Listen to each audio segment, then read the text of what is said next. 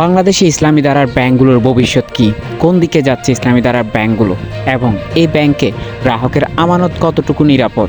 কবে তারল্য সংকট কাটিয়ে উঠবে এইসব ব্যাংক? কেনই বা এইসব ব্যাংকের এই অবস্থা?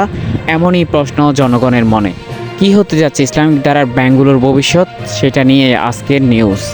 এইসব ব্যাংকের ভবিষ্যৎ জানার আগে আমাদেরকে জানতে হবে কেন এমন সংকটে ইসলামিক ব্যাংকগুলো, কেন সবচাইতে সুবিধাজনক অবস্থানে থাকা ইসলামিক ধারার ব্যাংকগুলোকে এখন দুর্বল ব্যাংক বলা হচ্ছে।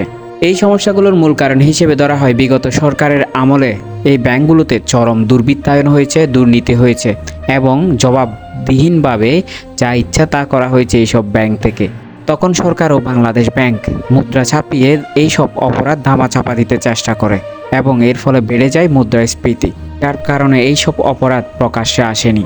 কিন্তু যখনই সরকার পতনের আন্দোলন শুরু হয় তখন এর কালপ্রিট পাল্টে যেতে থাকে। সরকার হটানোর আন্দোলন যখন থেকে শুরু হয় তখন থেকেই বিদেশে অনেকেই রেমিটেন্স পাঠানো বন্ধ করে দেয়। সেই সাথে গুজব ছড়াতে থাকে সরকার ব্যাংকের সব টাকা নিয়ে যাবে, ব্যাংক থেকে টাকা তুলে নিতেই। তখন থেকেই মূলত এইসব ব্যাংক থেকে লাখ লাখ টাকা মানুষ তুলে নেয়। অনেকগুলো ডিপোজিট ভেঙে আমানতগুলো তারা নিতে থাকে। একটা পর্যায়ে দেখা যায় আস্তে আস্তে প্রকাশ্যে আসতে শুরু করে তারল্য সংকট। সরকার পতন হয় এবং সরকার পতনের পর আরও বেশি অবস্থা খারাপের দিকে যায়, অবনতি হয় সেই সার্বিক অবস্থার। কারণ নতুন সরকার আসার সাথে সাথে এইসব অপরাধ প্রকাশ আনতে শুরু করে। নামে বেনামে পত্র পত্রিকায় এইসব ব্যাংক নিয়ে নিয়মিত নিউজ হতে থাকে। যদিও সবগুলো নিউজ সত্য নয়, আবার অনেকগুলো ব্যাংক আছে যারা নিজেদের অবস্থা উন্নতির জন্য অনেক মিডিয়াকে অর্থের বিনিময়ে এবং উদ্দেশ্যমূলকভাবে একের পর এক নেগেটিভ সংবাদ প্রচারে সহায়তা করে।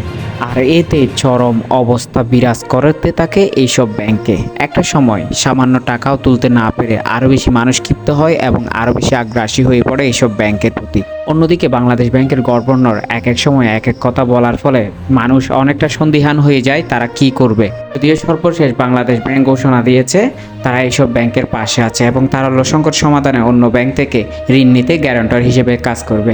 এতে অবশ্য দোআঁশের মেঘ অনেকটা কেটে গেছে। এতে করে কি দিনে দিনেই পাল্টে যাবে চেহারা ব্যাংকগুলোর, নাকি আরও অনেক দূরে এগোতে হবে ইসলামিক ধারার ব্যাংকগুলোকে? কি হচ্ছে ভবিষ্যৎ? প্রথমত তারল্য সংকটের সহায়তা দিলেও নিমিষেই তা শেষ হয়ে যাবে ধারণা করা হচ্ছে, কেননা অনেক দিন ধরে মানুষ ওত পেতে আছে কবে এইসব ব্যাংকে টাকা আসবে, আর মানুষ ডিপোজিট ভেঙে এবং তাদের আমানত দ্রুত তুলে নিবে এইসব ব্যাংক থেকে। তাই তারল্য সংকটে সহায়তা করলেও সাথে সাথে একটা ধাক্কা খাবে এইসব ব্যাংক। এরপরের দৃশ্যপট হবে এমন যে এইসব ব্যাংক চেষ্টা করবে গ্রাহকদের আস্থা পুনরায় ফিরিয়ে আনতে এবং এই জন্য তাদের আরও প্রচুর তারল্য সংকটের সহায়তার জন্য অর্থের প্রয়োজন হবে। অন্যদিকে অন্য ব্যাংক থেকে যে তারল্য সংকটের জন্য সহায়তা নেওয়া হচ্ছে তার উপর সুদও বহন করতে হবে এইসব ব্যাংকের। সেই দিক থেকে এতটা সহজ নয় এই সব ব্যাংকের পুনরায় ফিরে আসা। এক্ষেত্রে কোনো ব্যাংক ফিরে আসতে ব্যর্থ হলে কি করা হবে? সরকার সেক্ষেত্রে ইতোমধ্যে বলে রেখেছে এইসব ব্যাংকে মার্জ করা হবে, অর্থাৎ একাধিক দুর্বল ব্যাংকে একসাথে করে মার্জ করে কোনো রকম গ্রাহকদের আমানতের নিশ্চয়তা দেওয়া হবে। এতে করেও ব্যাংক দেউলিয়া হওয়ার সম্ভাবনা নেই এবং যারা ডিপোজিটর আছে অর্থাৎ যারা গ্রাহক আছে তাদেরও হতাশ হওয়ার কারণ নেই। মার্জ করা হলে তাদের সম্পদ এবং সঞ্চয় বরং আরও নিরাপদ থাকবে তাদের জন্য। আর মার্জ করা হলে অনেকগুলো ব্যাংকের নাম নিমিষেই মুছে যাবে। শুধু মুছে যাবে না, অন্য ব্যাংকের আড়ালে এদের কাজ চলবে। এতে করে চাকরি হারাবে অনেক ব্যাংকার। মার্জ হচ্ছে সর্বশেষ চূড়ান্ত সমাধান, তবে এর আগে এইসব ব্যাংক যে রিকভারি করতে পারবে না তা বলা যাচ্ছে না। এইসব ব্যাংক চাইলে তাদের শ্রম, নিষ্ঠা এবং কর্মের মাধ্যমে সেই সাথে গ্রাহক সেবা দেওয়ার মাধ্যমে চাইলে পুনরায় ফিরে আসতে পারে।